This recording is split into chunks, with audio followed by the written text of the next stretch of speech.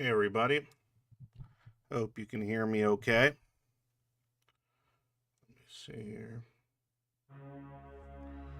Lower this, playing some gothic vampire dungeon synth. Enjoying myself with that little, some of those tunes. Okay. All right. It's a artist that does like cool dungeon synth, like spooky dungeon synth called Dask. Um, it's cool. They usually have like neat, kind of black metal-y imagery on the little channel stuff, but there it is. It's good, good shit. Good shit if you like some chill dungeon synth, spooky shit, like depresso dungeon synth. Some of the kind of shit you would fucking be, running around at Orlando, fucking hearing in your head. Um,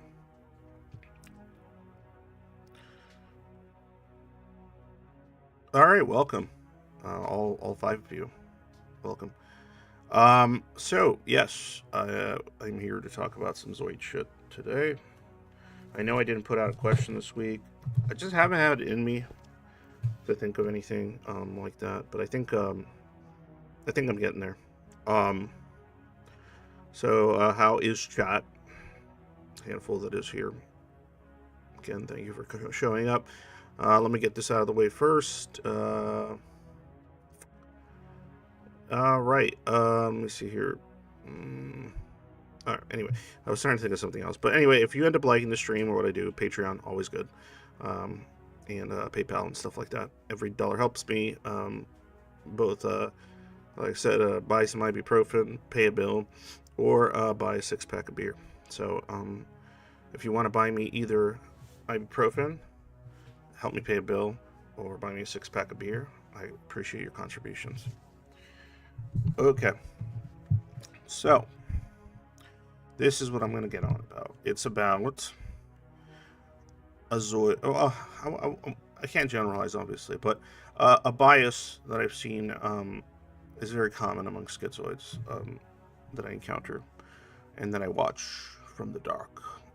No, but I lurk and check out on the server and different channels and stuff, and also like stuff I've heard from other Zoids that like have comments that they leave in either my channel or other people's channels or the Schizoid Reddit stuff. Though the Schizoid Reddit's kind of like a hit and miss because that thing's not really like it isn't exactly like vetted as far as like who's joining it. So you get all kinds of mixed bag of people on there. So that can be like a little bit weird. But sometimes I'll read one that I'm like, oh yeah, this is somebody that I hope might get something out of the stuff I talk about, or maybe the server if they don't really care about my channel. Like, for somebody to be in the server, they don't have to care about my channel at all. So it's just it's a happy coincidence when they do. But this is the bias that I'm talking about, and you saw it in the title. It's kind of strange. Well, no, it's not. It's actually quite reasonable. This bias toward the underdog, right? Toward the pariah, the outcast, the outsider type personality. Even if those people have like, say, needs or wants that like don't really like vibe with the Zoid themselves, they'll tend to like give those types of people more of their ear, more of a chance. It piques their interest more. They will defend them more. They will get out of their comfort zone at times more when faced with a situation like that. And I think a lot of it, I think it's a combination of two factors. It's the trauma the Zoid kind of goes through. It like a lot of schizos have told you, they're like, oh, their cognitive empathy is kind of like not that great, but they're sorry, other way. Their affective empathy is not that great, but their cognitive empathy is really good. Like, so they can like really look at a situation and like put themselves in like those shoes and think about like, oh, what could this mean? No. And so when they see somebody that's kind of like an outsider, or some kind of like, and it doesn't even have to be like it could be like a marginalized person or something from a certain culture or place. It could be like somebody that is has a specific type of issues because of certain types of trauma that like made them feel like outsiders to society or to people around them. Like those types of people tend to be like they tend to have favor with schizoids like a lot easier.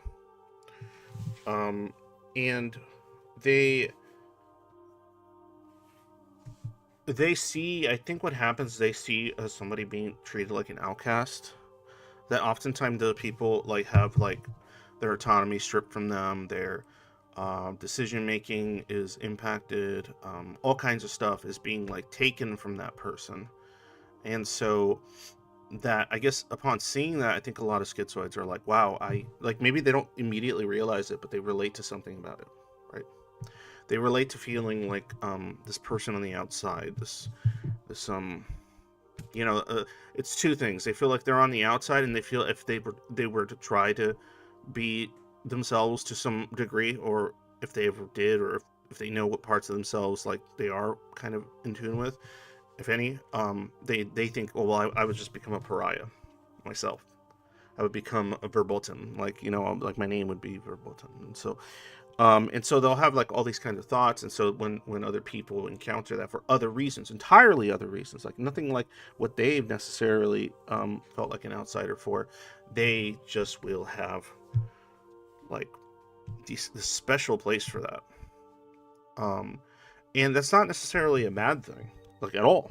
In fact, obviously, groups that are like, you know, marginalized to that degree is something that people should be aware of, should be kind of concerned with, but generally aren't. And I think it's because people aren't a lot of the time that you know, a schizoid might want to feel like, oh well, I, I can, because you know I can think beyond that. I can understand beyond these like ideas of like, you know, what is, you know, this and that, and what is acceptable and not acceptable, and so it gets to a point though where things get really weird and almost like toxic on a personal level, and on like for the schizoid, and also like on a like, well, I guess an ethical level.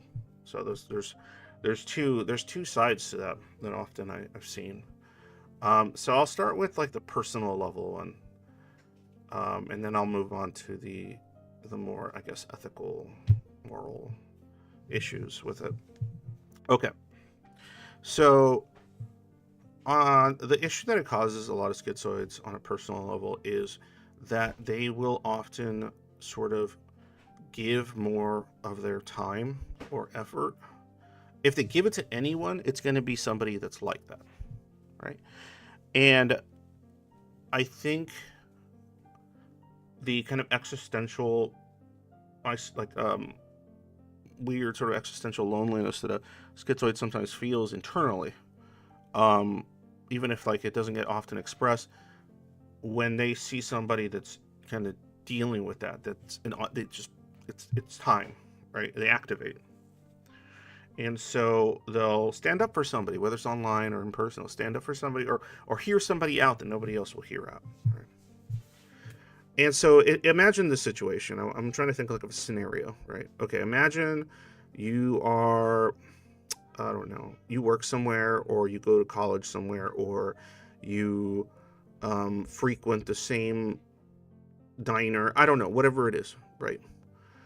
Now imagine that you see this kind of like, you know, quiet, uh, wallflower, reserved, but like person that just, but you can tell there's just something really sad about them. Like there's something really sad.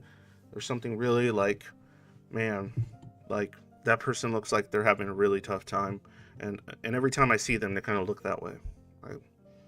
And they don't bother anyone, right? From what you can see, they don't bother anybody. They try to keep to themselves, it seems, right?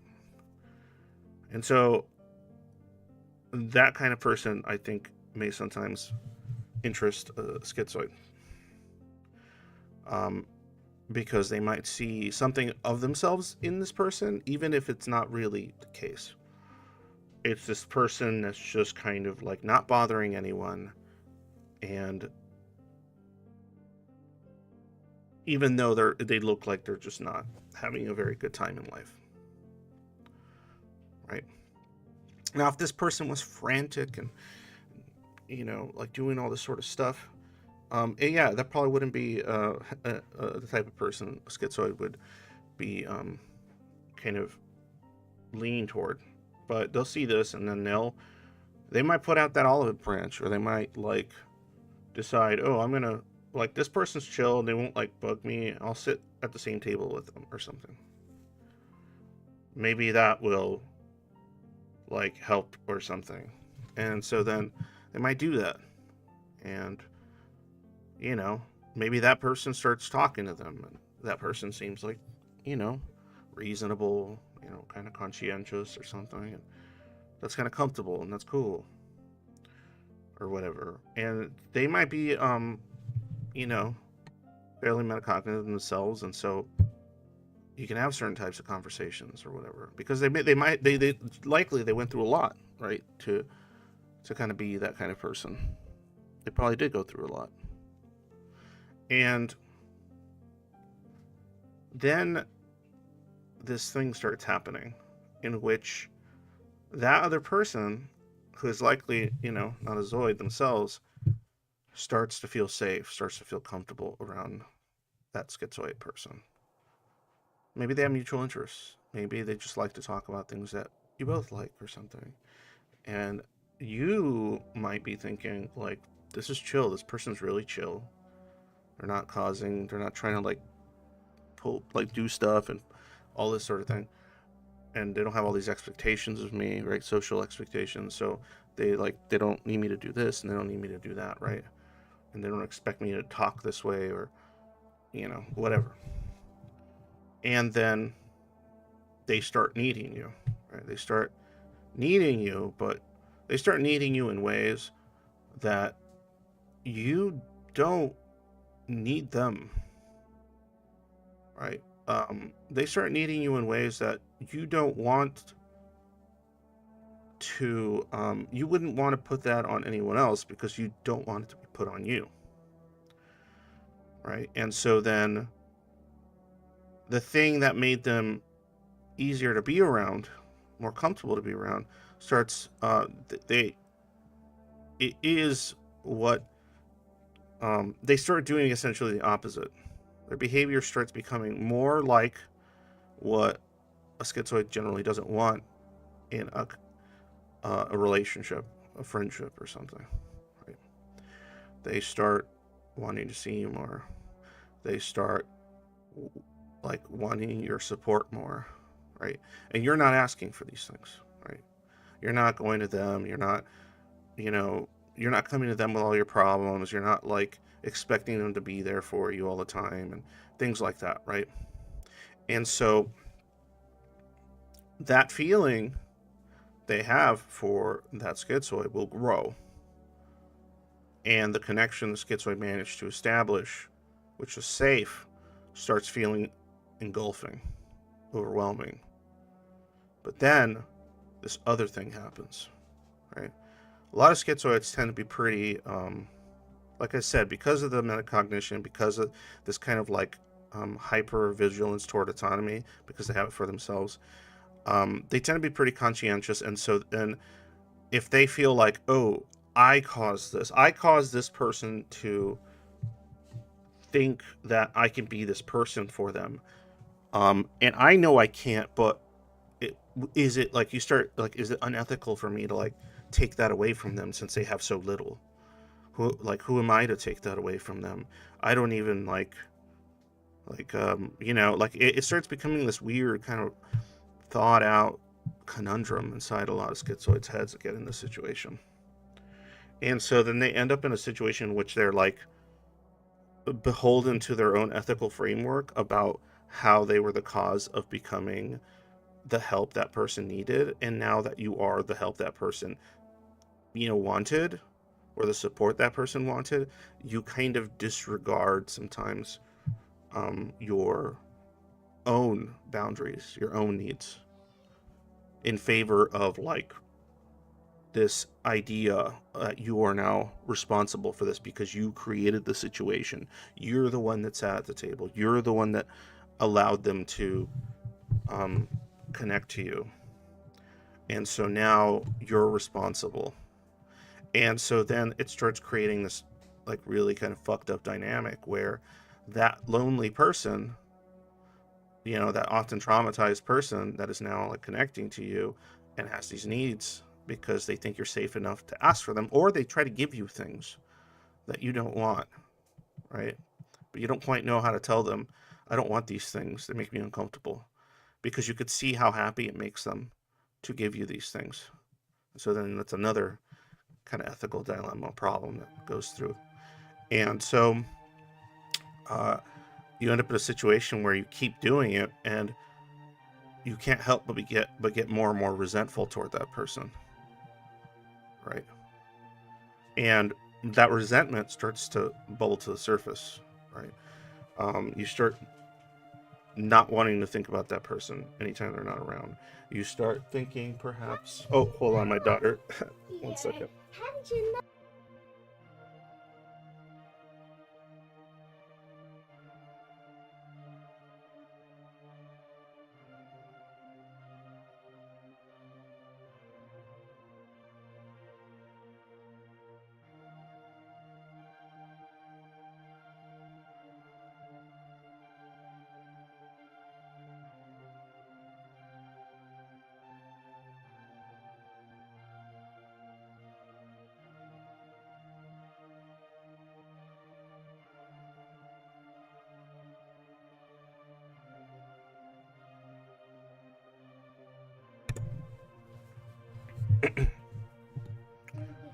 Oh my gosh, hold on, she's back.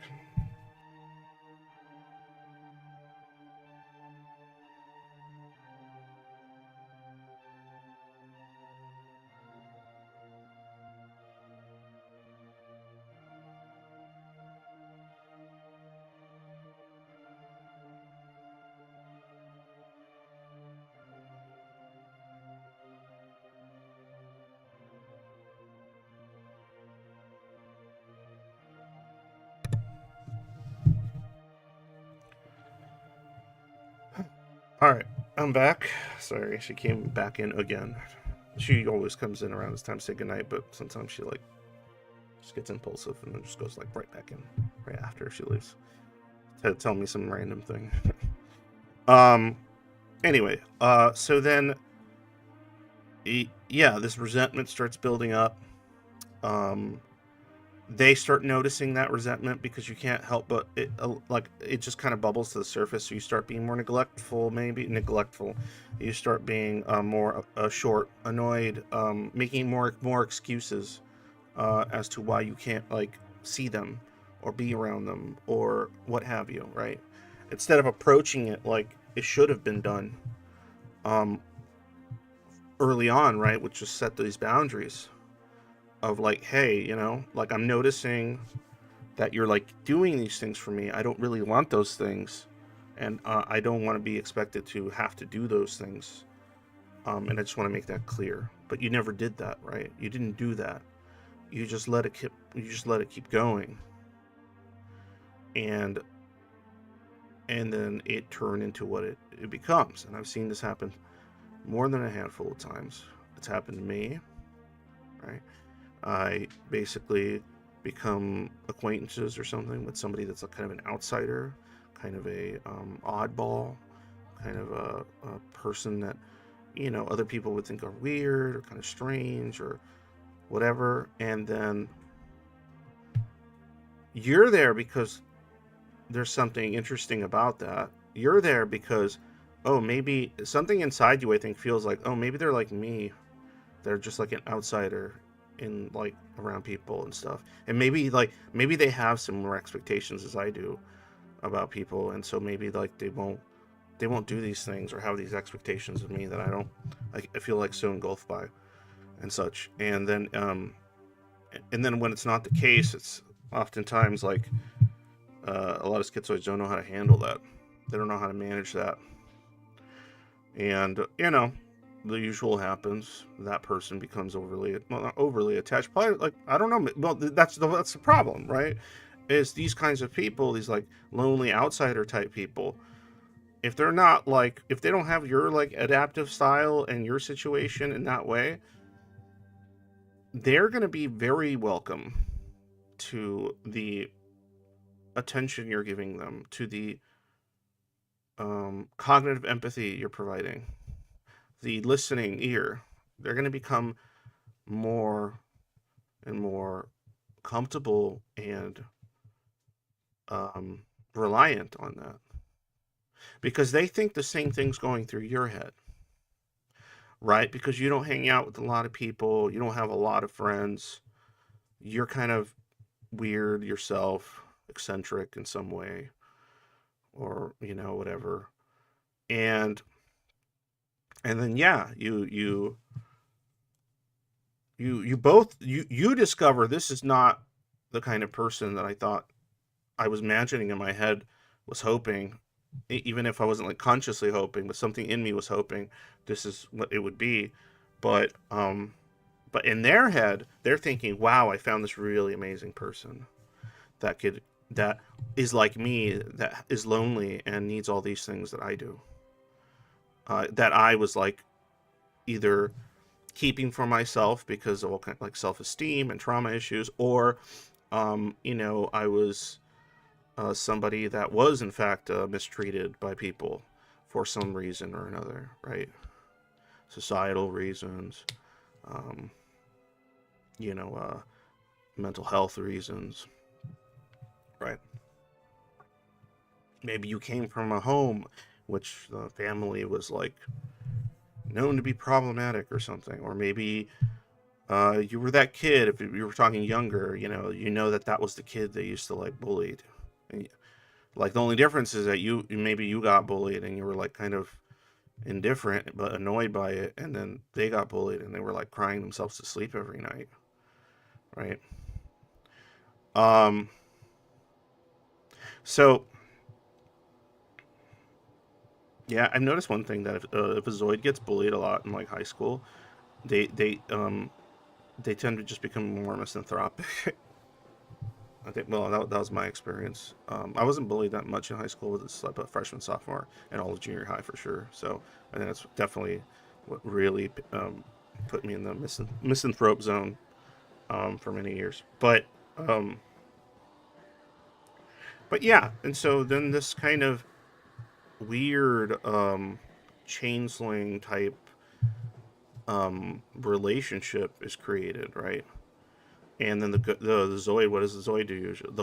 They duck out at some point, right? If it's online, they'll fucking delete their account. They'll change their name online. They'll just like fucking they'll duck out of the whole fucking thing just to get out of it. And oftentimes the rationale they'll use to be able to do that, the truth is they're overwhelmed and they don't want to deal with it, and it's just too much. The rationalization they oftentimes use is, well, I'm not really providing what they want. Ultimately, I won't be able to. And if I don't leave now, it's just going to hurt this person more. And so then they come up with this like ethical argument for why it's better if they just disappear. Not always the case. Maybe that person's just like, fuck this, I don't want to deal with it anymore, and then they leave. I'm not saying that's not possible, but I've seen the other one a lot, right?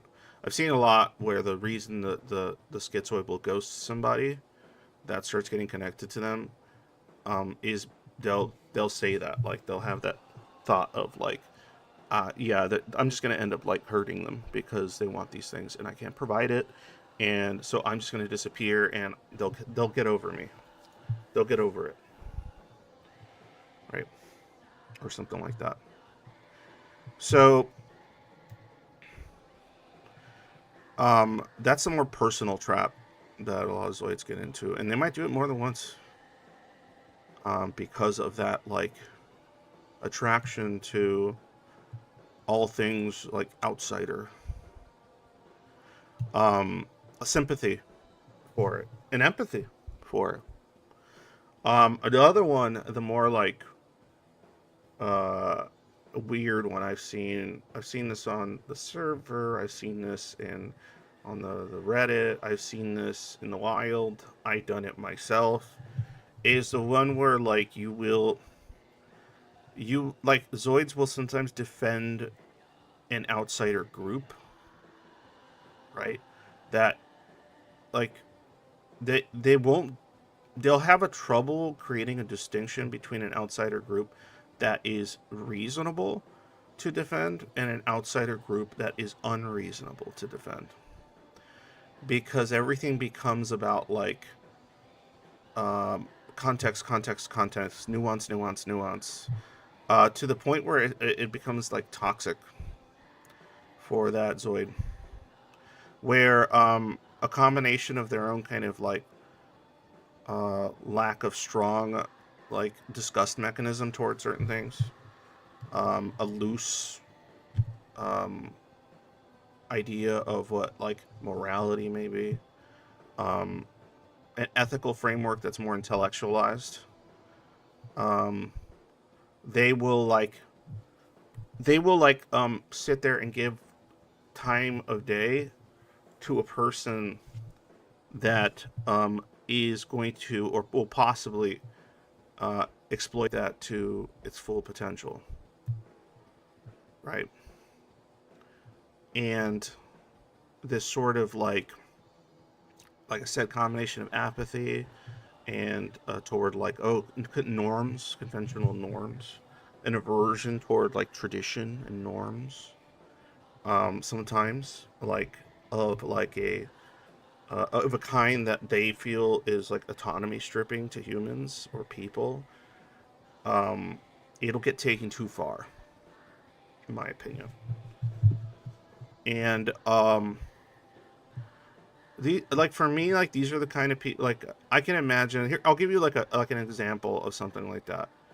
Like I can imagine a schizoid because of these elements, like the apathy, the metacognition, the outsider bias, um, that they would defend something like lolicons or something, right? They'll come up with all the intellectual or philosophical what have yous. They'll really like they'll take more time trying to like defend something that's an outsider than they would something that like is more obviously something that needs like some support behind it. And I think often they don't realize. This is all my opinion. I think often the schizoid doesn't realize that the reason they're defending that is because they themselves understand what it's like to be like that, to be someone that has a belief or thoughts or feelings that make them an outsider, right? And so they'll see somebody like this and they'll go, "Oh, well, they're misunderstood. They're not being listened to.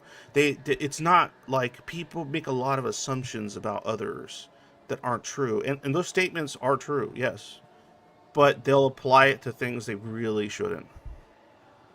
And I've seen that. And and it's concerning. It's concerning. Um because some of these people are the types of people that will take advantage of those kinds of things or will use that listening ear, that non-judgmental ear, as a means to find validation, as a means to make arguments that they can rationalize in their head for why they can continue that behavior, why they can continue, why it's fine, why it's not a problem, right? It reminds me sort of like the same way like an addict will rationalize like their control over the addiction, like their control over it, like they'll come up with reasons why they're not there yet. It's not that bad. That will never happen, and so it turns into that. And then like I can imagine, this is obviously an exaggeration, but like a Zoid kind of going like, well, yeah, I mean they're not there, right? So it isn't that bad. I mean that's not untrue. And then like you know not realize, oh shit, that's probably not a good idea to like be play devil's advocate here, which is another very Zoidy thing. Is playing devil's advocate. Um, it's like it sometimes feels like it's impulsive or like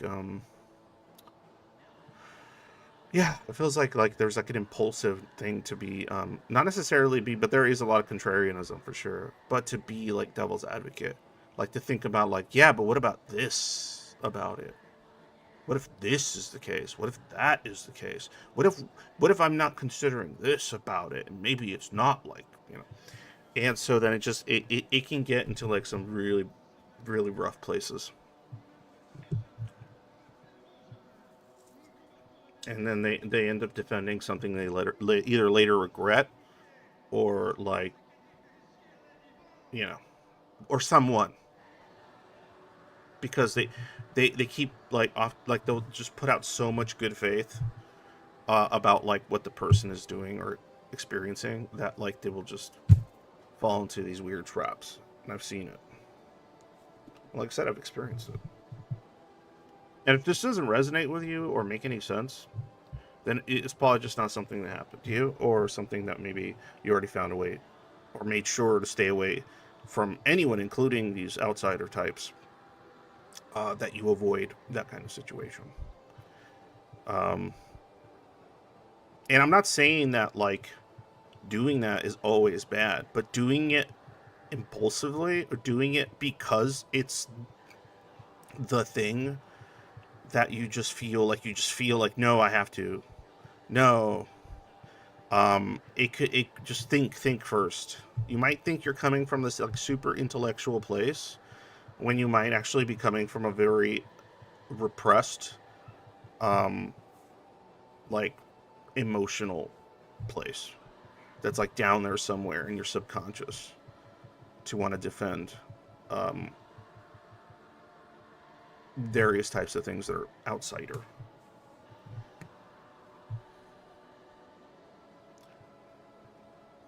I've learned not to talk to outsiders from being in jail and realizing they're an outsider for a reason. Well, there you go. That's not always the case, but yeah, okay. But well, at least it keeps you out of trouble or whatever. I have no idea. But but I hope what I'm saying is making a little bit of sense, especially to those of you that like have gone through that. I think that's why a lot of the times, like, there's like this common, like, there's a couple of things that are like interesting, where like schizoids will like get pulled into friendships and relationships, romantic, like for the other person but not for them in the same way. And so then like they get pulled into these like situations that like they feel like they don't know how to get out of, because either they're conflict averse, or they've like come up with a bunch of gymnastics for why it's their fault that they're in that situation to begin with. And so now it's their responsibility to fix it or get out themselves, you know, without hurting this person that they should have been more careful to not like let them attach to you. That was like your responsibility for letting that happen. Um, and then you get deeper and deeper into that hole. So yeah, I think it's something really important for like Zoids to like keep in mind, that like that something inside of them might have like a an interest in trying to protect, defend, protect, comfort individuals or things that might not necessarily be the kind of thing you should be defending, protecting, or trying to comfort. Um,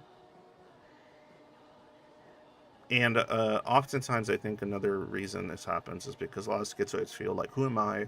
Who am I to say this? Who am I to say this is a bad person? Right? Who am I to judge somebody for a behavior that society has deemed incorrect? Right? Yeah, okay, yeah, but don't let your critical thinking skills go out the window, because you don't see yourself as anything or anyone special that should have any kind of like all these strong judgments that you should place so much weight upon, because you're just one person, or it's just a societal expectation, or what have you. It's funny because I feel like what they're like attached to there is not even like the thing itself. It's like the idea of being an outsider, or something being an outsider thing, like not in tune with society in some like you know a certain way or whatever.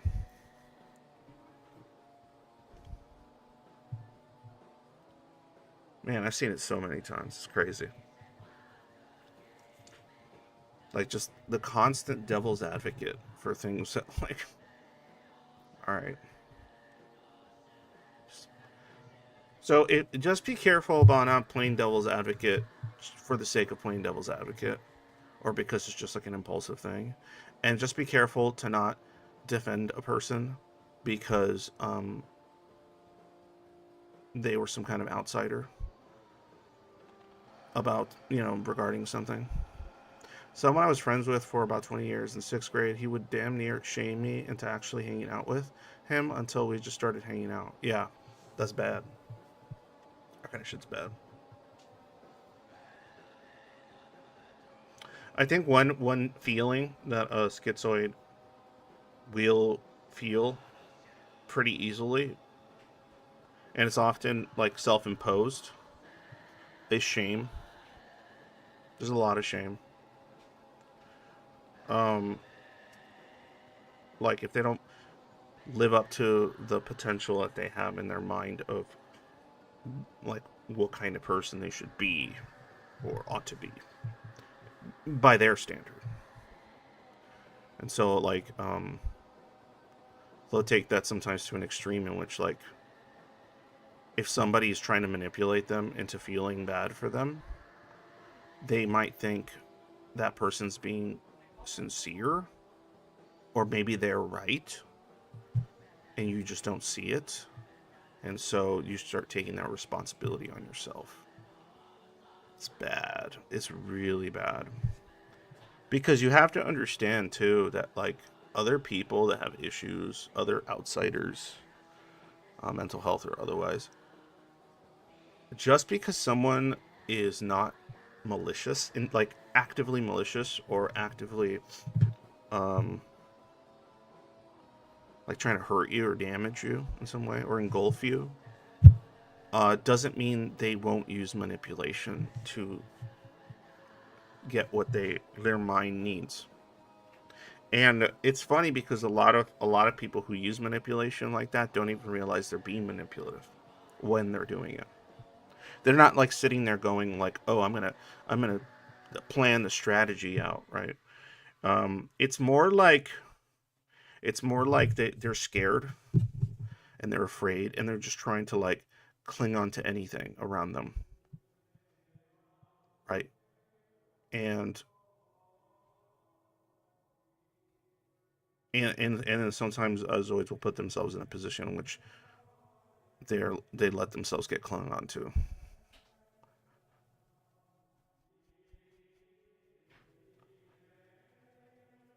and then they'll come up with all these reasons for why, even if they're becoming resentful or frustrated or like completely averse to it, why it's their fault they're in that position, and so they kind of almost like remove the blame on that hurting, frantic person that has now become like attached to them.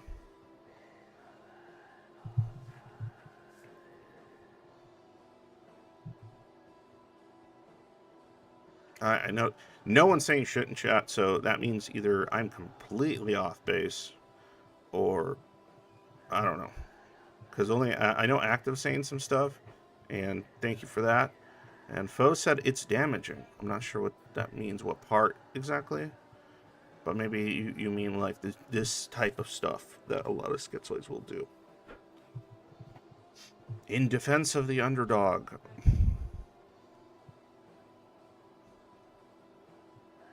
What the fuck? You summed that up so perfectly.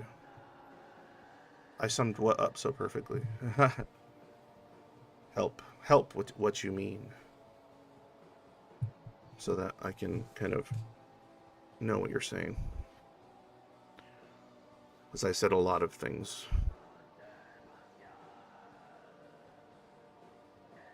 Like, are you picking up what I'm putting out there, Fo?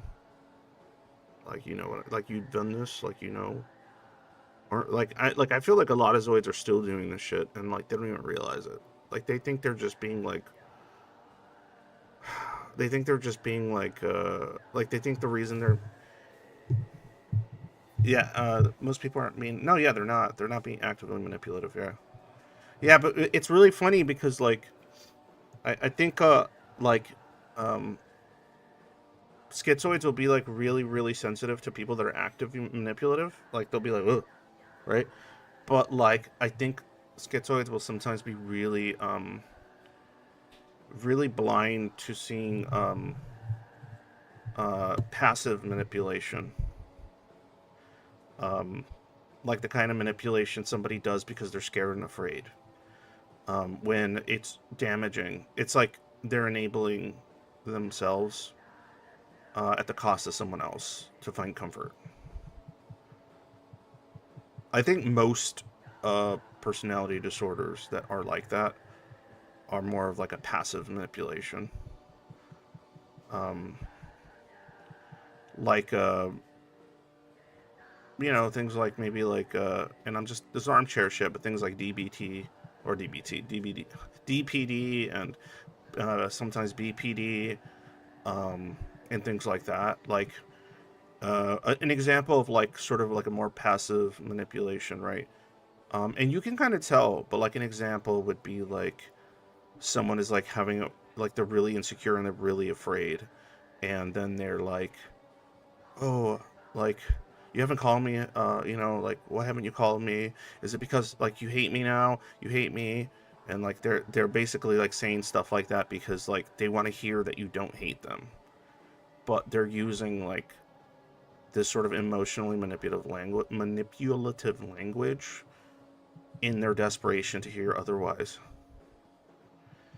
Um, but they're not like thinking, "Oh, I'm going to call them and I'm going to say that they hate me just because I want to make sure they tell me they don't." Like there are people like that, definitely. There are people who will use that kind of self victimization actively. They'll use it like strategically, yes, or they're like delusional about like the damage they cause and coming up with a million excuses to why they're not the ones that causing the damage, but you are. Yeah, there are some more active types like that, but I think most people that end up like completely engulfing a Zoid um, with like being needy or whatever, I think it's going to be coming from like that passive approach. And I think the reason some schizoids will be susceptible to it is because um, they will think that, oh, they should have been more competent, they should have been more aware, they should have been the ones that chose to not uh, like I'm not that person, I can't provide them that, why did I put myself in this position? It's my fault, it's my fault that I'm in this position, so now I have to figure out what to do, right? Because obviously this person's all fucked up and I should have noticed, I should have figured it out. Now I'm in the hole, kind of thing. And it's my fault I'm there. Yeah. Like I said, and eventually when it's too much, they ghost, and then they come up with this whole thing about like oh, it's better for them that I disappear. And it's like, no, what would have been better would have been for you to have like established those boundaries really early. Or when you realize this person wants things that you can't really provide them, and they're trying to provide you things that you don't actively want, that's when you should have just that's when you should have cut it before it goes any further. Um, oh, what you said about clinging to a manipulative person? What goes on internally, not intentionally? Yeah. People who do try to manipulate, there's almost always something repulsive or annoying about them that repels me before they ever get a chance. Yeah, but see, try, right? Maybe just emotional manipulation of any kind, passive or active, um, is you have an aversion to it, which is probably pretty fucking healthy, to be honest. But there are things, honestly, there are things that like a schizoid would think is emotionally manipulative that like a regular person would just be like, oh, that's just normal. It's like a normal thing that people do when they're insecure or scared, right? But it's okay for like that kind of stuff to happen. The difference is that like healthy people will like talk about it instead of just stew over it. They will say like, I feel insecure about this. Can we talk about it? Instead of like relying on like other types of things to protect them. That's usually requires a very significant degree of self-awareness that most people probably don't possess unless they are like the kind of person that actively has been going through therapy or has just been interested in things of that nature for a long time. Yep, yep. So just watch out, guys, is what I'm saying. Watch out when you, whether it's on the internet. Um, Often the Zoid doesn't even want to talk about it though, which becomes a problematic too. Yeah, that's true. They won't want to. Yeah, yeah. It's because schizoids tend to have like a lot of conflict avoidance. But it's kind of interesting because like it's different than the kind of conflict avoidance that you would find in somebody that's like say anxious avoidant or something, because somebody that's anxious avoidant is avoiding conflict because they're scared of what conflict, like the emotional things that conflict cause like inside of them, like the fear, the rejection, the abandonment, right, like that kind of shit is like that big old fear of abandonment right there, like it's gonna be like what is trying to keep them from letting any conflict occur. But a schizoid will become conflict averse because they don't want to like get pulled into things that they don't want to be like they think it'll just cause more problems. And it might cause more problems right then and there, but it will solve long-term problems. But this just like anybody else with like a trauma related disorder or issue, they're gonna like try to protect themselves right then and there from something, not long term, right? And I think that's why the Zoid. That's like one of the reasons the Zoid will avoid conflict, because it'll be like I don't care enough to like fight back about this or defend myself or stand up for myself or advocate for myself or whatever or set up my boundaries stronger. I couldn't I don't want to be bothered with having to do that, and so it's easier for me just to agree and just kind of like be whatever. And that solves the conflict dynamic right then and there, but it just ends up being a clusterfuck later.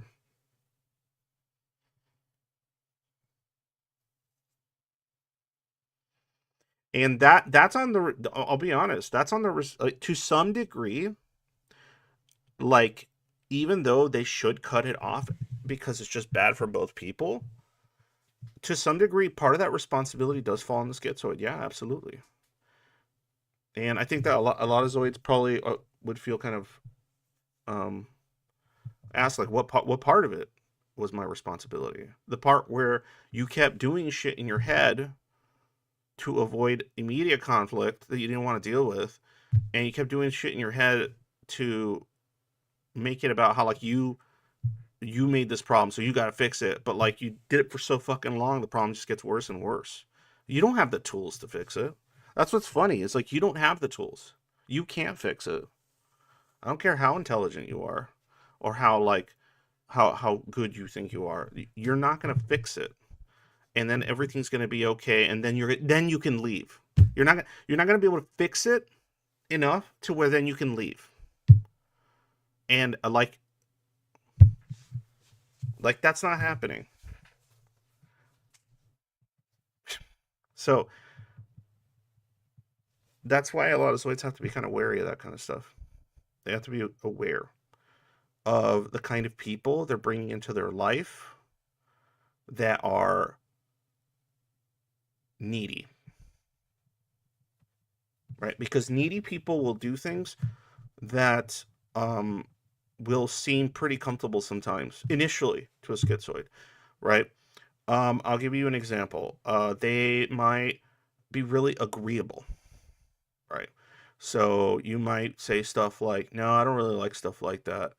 I don't want to do it," and they might just be like, "Yeah, it's fine. You don't have to do anything you don't want to do.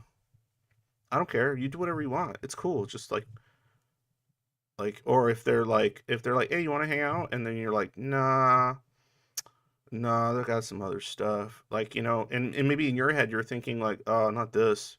And they're like, oh no, it's cool. Like I got stuff too. It's like not even a big deal. Like you do you, whatever, it doesn't matter. And so they might respond like that, being really agreeable. And so then they become okay to be around, and then you might not pick up on certain things. I'm not saying that's what always happens. That's stupid if I said that, but that's something that like could. And then yeah, you end up in these kind of either friendship or relationship type things. I can't tell you how many Zoids have gotten like had ended up having like a boyfriend or girlfriend that like it's almost like they were doing the conflict avoidance thing for so long, too many times that they ended up in that situation where they're like now they're in some relationship where they don't even like feel connected to the person, and that person's like super connected to them in ways that like are like aversive to the schizoid. It's bad. It's real bad, guys.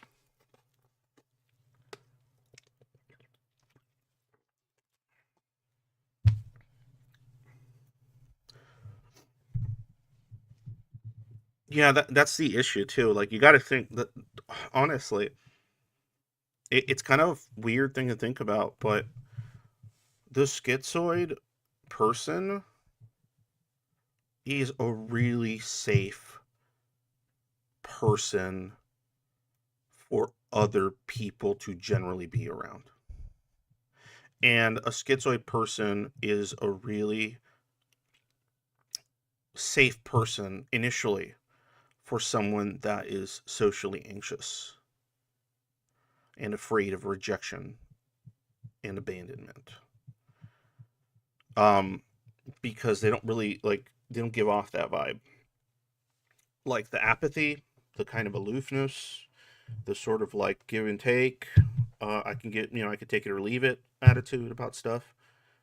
It can make you feel really safe for certain types of vulnerable people, and you have like no fucking intention on hurting them or anything. Like that's it's literally like probably the opposite of what you would want to do because one, you probably have your own ethical beliefs and ideas that put in your head over time, and two, all the problems that causes, right? That you don't want to deal with, um, and so like yeah, a schizoid can end up hurting people, but that person ends up hurting them too. So let's just say a schizoid can end up being pulled into a toxic relationship. Not I'm talking not romantically, just like even like it'll be it's funny too because like the schizoid might just feel like this is just a person I know, and they're so like not paying attention that the other person like they aloofed and agree were just agreeable themselves enough to where they put themselves in a position where that other person has become dependent or reliant on them. Like here's a good example, right? Imagine like you're online or something. You're like let's just say on a Discord of some any server, right? Any server. You're probably not gonna find a lot of this on Zoidboy, I'll tell you that. But on like some other server for some other shit, whatever it is. And there's this person that's just like suicidally depressed or something, right? And they're just like, yeah, man, fuck life, like everything's shit, and like, like I should just be, you know, and all that. And so, like, that person might be like, I don't know, in some chat room or something saying that, and then you're like, you decide to say, oh, what's going on? And they're like, they say all this stuff, and then like some of it vibes with you, so you're like, yeah, man, that yeah, yeah, it's fucked up. People do that kind of stuff, and then like like you're just sitting there listening or reading, but you're not saying stuff like you're not like actively trying to tell them how to live their life or what to do. You're just like, mm-hmm, yeah. And for you, you just think, oh, that's interesting. This is interesting to read. This is an interesting thing to engage with and look at. They're thinking, wow, this person's listening to me. Wow, like they care. Wow, this is a really caring person. Wow, they're so sweet and caring. Wow, what a good person. Right. And so they're interpreting the situation entirely different. You're going like, hey, this is a person that needs somebody to talk to, and I'm not doing anything better, and maybe whatever. Maybe you know, maybe it's useful, and maybe like I'll get something interesting out of it, and it's a win-win. When it ends up being like a win, like a lose-lose. And like I said, it's not about doing that. It's about making sure that you establish those boundaries early on with people.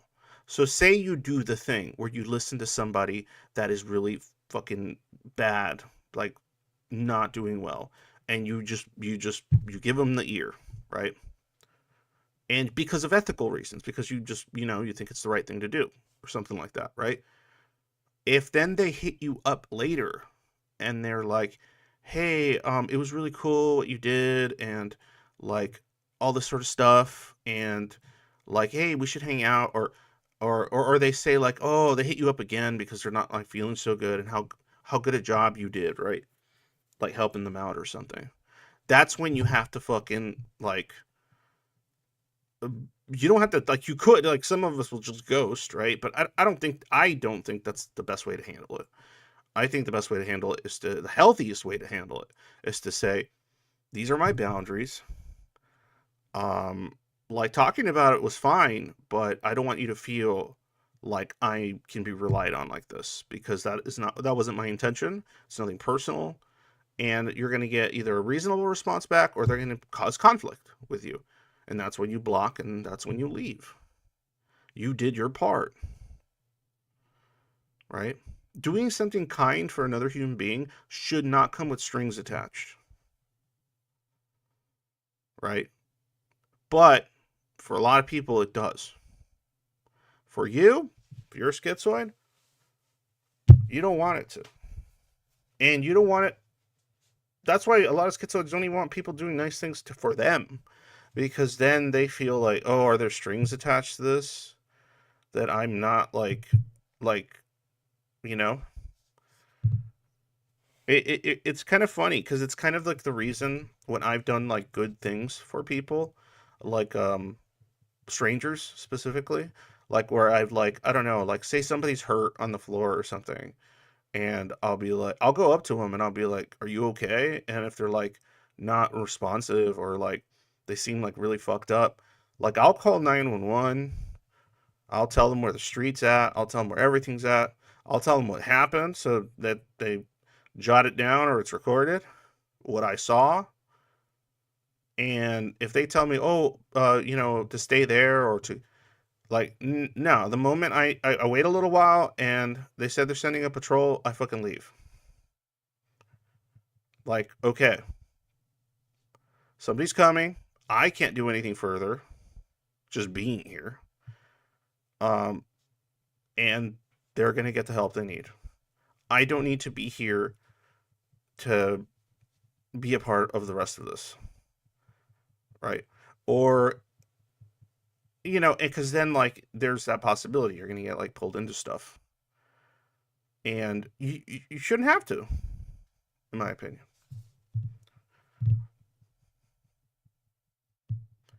It's obviously situation to situation, right? Duh.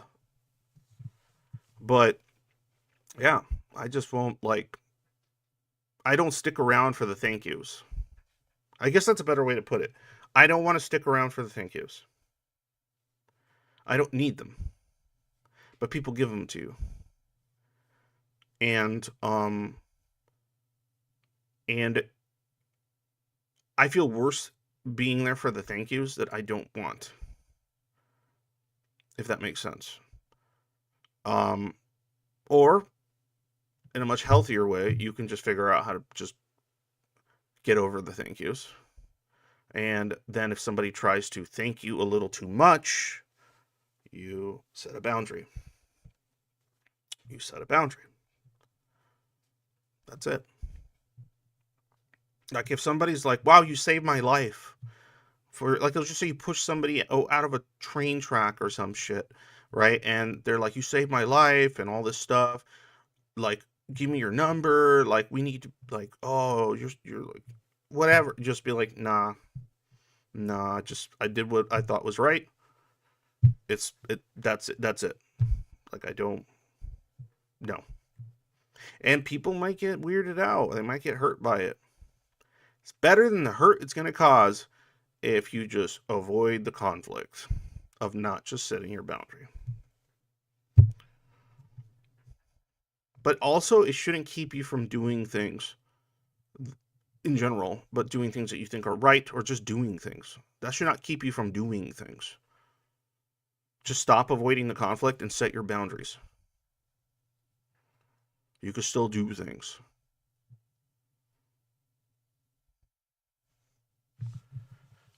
See here. My mom's friend came into my life after she passed and helped me with some things. She wanted to have dinner like a few months ago and just now got back to her about it. She doesn't know I'm schizoid, but she seems to kind of get it somehow. Maybe. Don't assume. Don't assume. Make it clear. Make it fucking clear. Don't be a dick about it. Not like you want to be, probably. I don't know. But make it fucking clear. Like, because why are you going to go have dinner with them?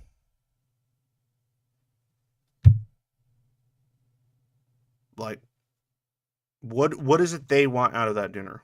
They want to be friends? They want to have a closer friendship with you or something? What is it they're looking for? And if it's not what you can provide, make it clear. It's not what you can provide, and it's not what you want. That shit needs to be made clear. And if that changes organically somehow, which I doubt, then whatever. That's a different situation. But yeah, very important.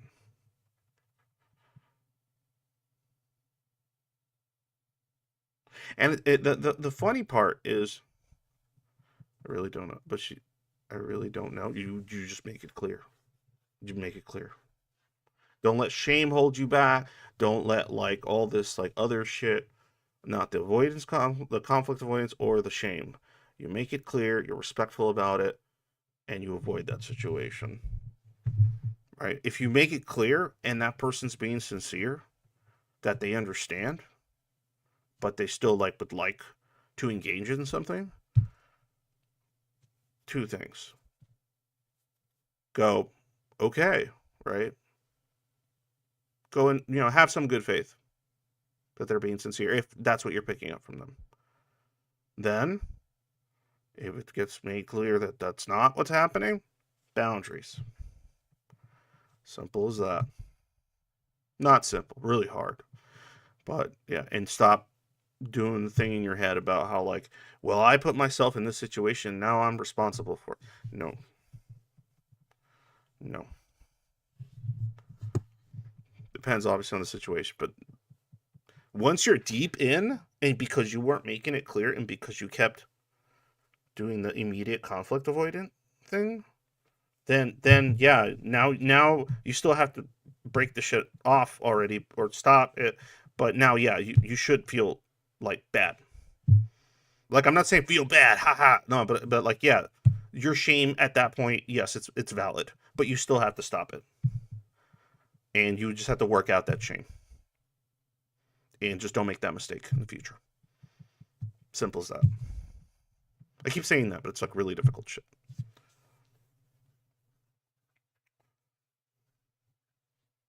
So I don't know. I don't know if this is useful to anybody listening. There's like a few of you here already for some odd reason. Hey, my music, where'd it go? Push more black metal. That's what I love.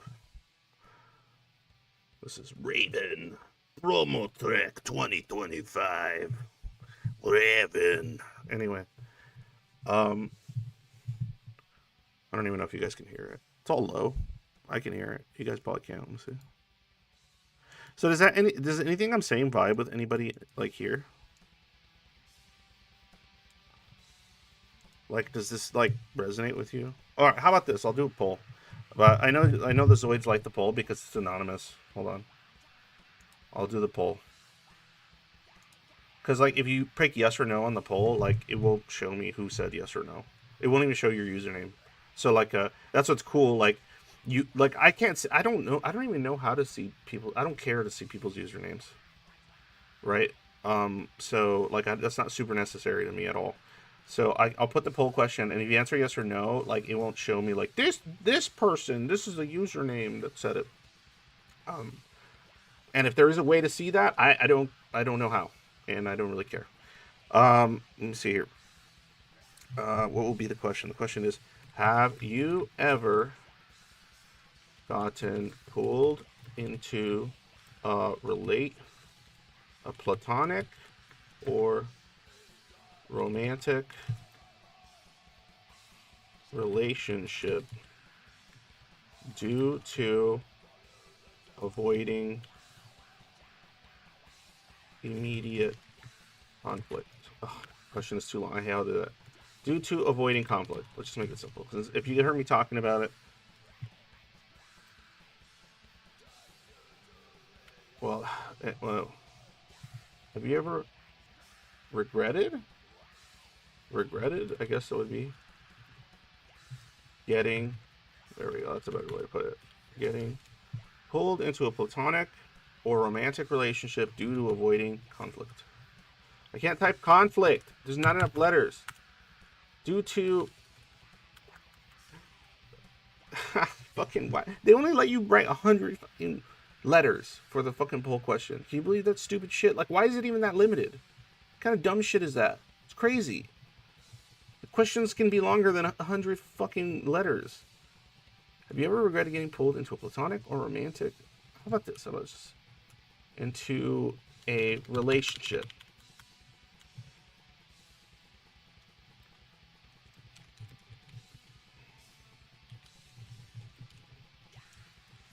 There we go. There, I got it.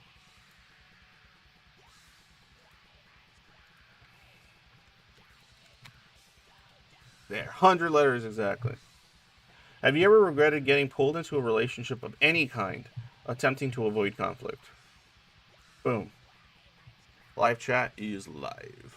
I mean, sorry, the poll is live. Yeah, all I see is like the little square with my question, and then like a two bars that say yes and no, like you guys see. It doesn't show me like, oh, who's voting. Like, don't worry about that. That's not. I just want to see if like what I'm talking about is something that is actually occurred to like the handful of people that are here in the past. Where like just because you're trying to avoid hurting feelings because of the conflict it causes, or like you're trying to make sure that people don't like know that you don't care about certain things the way they think you do, that you end up in a situation where like you're in a friendship or relationship that you're just like, how did I get here? And then eventually you're like, this is my fault. I caused this. I should have been more careful.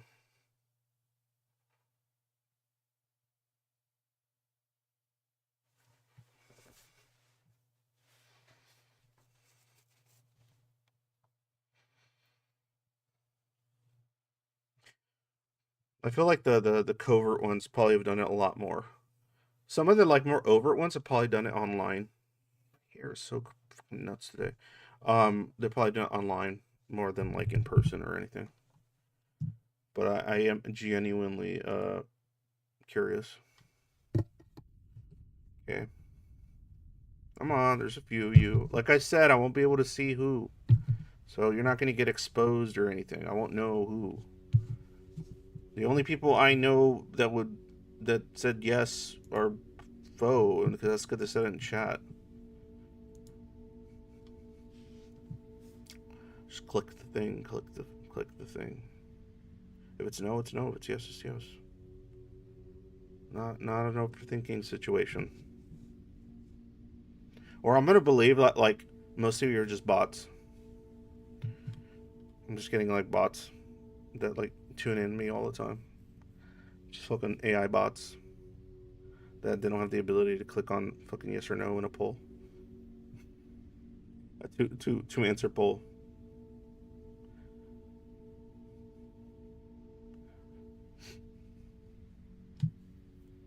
Just opting out of the poll. I mean that's fine. I can't make anybody do anything, but it would really appreciate it if you fucking pick the thing.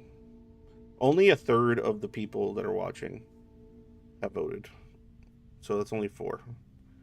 And there's according to YouTube, there's 12 people here. Can I at least get half? Or are you guys so zoidy that you avoid anonymous polling? That's awesome. It's kind of based, to be honest. Oh, 2 people ducked out. Damn. Wait, is that conflict avoidance? Damn. I'm kidding. Obligation. They're making me feel like ashamed that I'm not clicking on the fucking poll. Nah. I'm just ribbing you because you're not.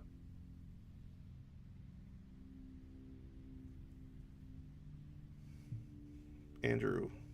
Andrew says yes. I don't know if you voted in the poll, but Andrew said yes. Oh, there you go. So thank you. There we go. Now we got 6 people. We're 83% yes. 17% no. This guy clearly hasn't done their research properly. Is it? I still active. I still think that's you, and that's your separate account. So stop. You're not gaslighting me into believing that's not you.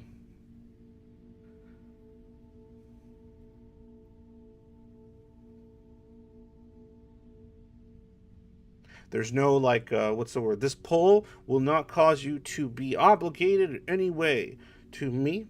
You will not be expected to join future polls or ones in the past if you time travel. No other poll will be expected of you ever again. In fact, this one is not expected of you either. It is literally my want that you do it, and that is a want you can ignore. This is a good way to test if like I'm audience. Well, no, it wouldn't work. I don't think there's any way for me to say it that like wouldn't sound like I'm trying to like manipulate somebody into voting. Like maybe I should just shouldn't say anything, and I'm fucking around too much. Maybe I would have gotten more votes if I just didn't say shit. Damn it. That's probably the case.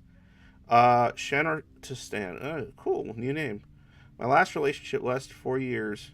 It was just for this. More relationship than I ever wanted. There we go. There we go. I feel like this is a really common schizoid thing, especially if they're older. Especially if they weren't like complete shut-ins, like forever. Like they just had to like work and they had to do things. Single now for almost 5 years. So much happier. There you go. Yeah, we're looking at 7 votes, 86% yes. Hinsog. Hey, Hinsog! What's up, dude? Hope you're doing well today. I hope it's a good day. Let's see here. I have no idea. I had a girlfriend who once told me the more you pay, the sexier the kiss. It was maybe a gift. I'm happy alone. I'm not sure if you if that's like a.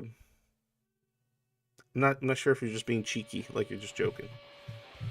The more you pay, the sexier the kids. What? I don't think that was a girlfriend. It was maybe a gift. Oh, like she was the gift. I'm confused. Whatever. Either way, interesting. But welcome, Hinsog. Hope you're doing well. You still doing vids, Hinsog, on YouTube? You still putting stuff out or nah? Cause I remember you used to like occasionally put up a video or something. Like you did like a blog, right? I think you had a blog or something. Yeah. I don't know if you're still doing it though.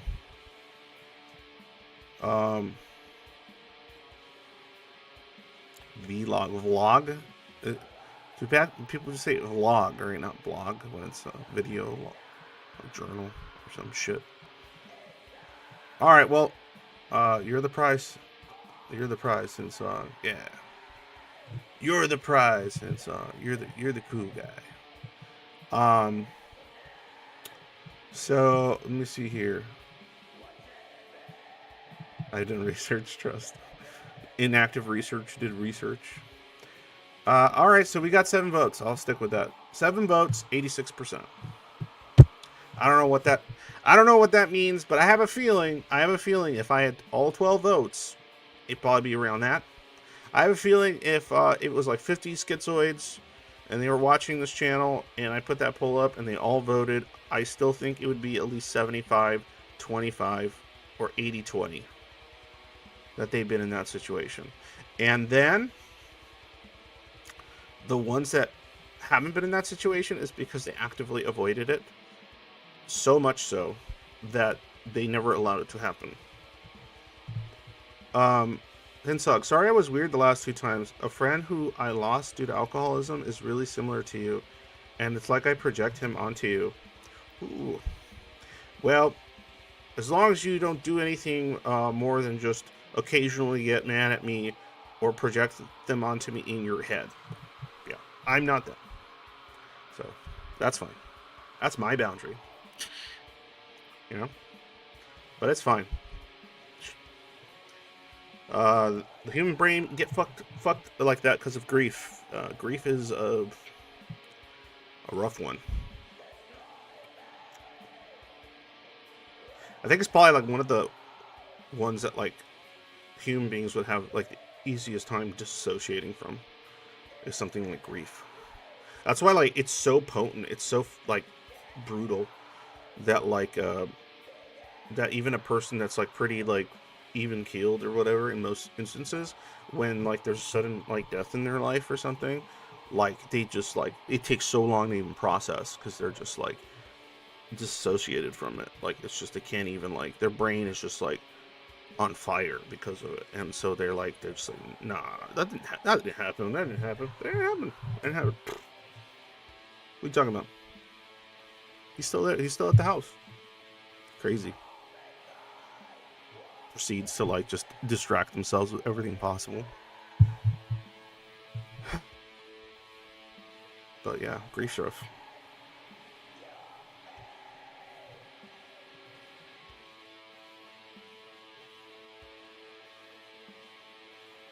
In any case,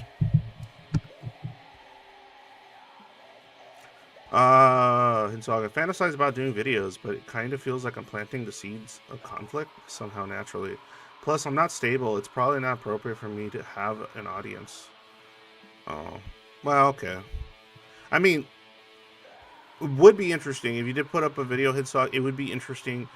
You might have done it before for you to talk about what makes you so unstable, like emotionally and otherwise, like kind of like flesh it out, like when you're feeling the most like if you're like, I don't know if you're bipolar or something, but like when you're like not manic or not this or that, like when you're more what's the word, lucid, then that's probably like the time to do the video.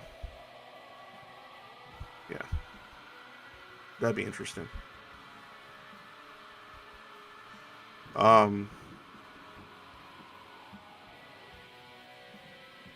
Anyway, I think I'm done for the day, and thank you for voting, and thanks for listening.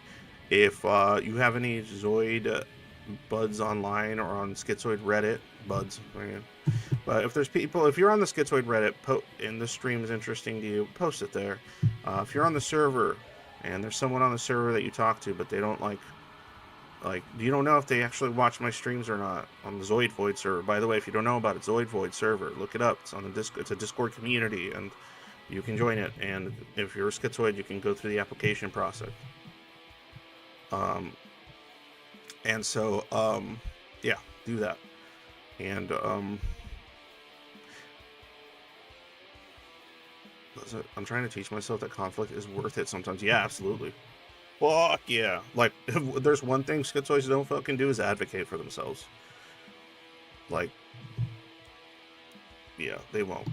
Like, they won't advocate for themselves. They'd just rather avoid the conflict. Thanks for the talk, Hanks. Yeah, no problem, dude. But yeah, check out the survey if you have. But anyway, post a link in the server itself to the stream. It's better if, like, I'm not the one posting it, because then I'm just, like, I feel like I'm just grifting my own shit.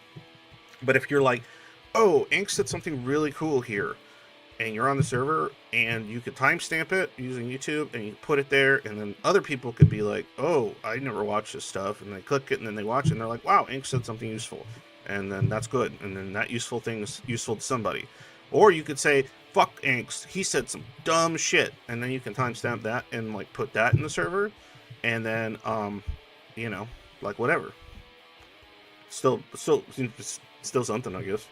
But yeah, if any of you appreciated this, please support me on Patreon, PayPal, or any of that. I really appreciate it.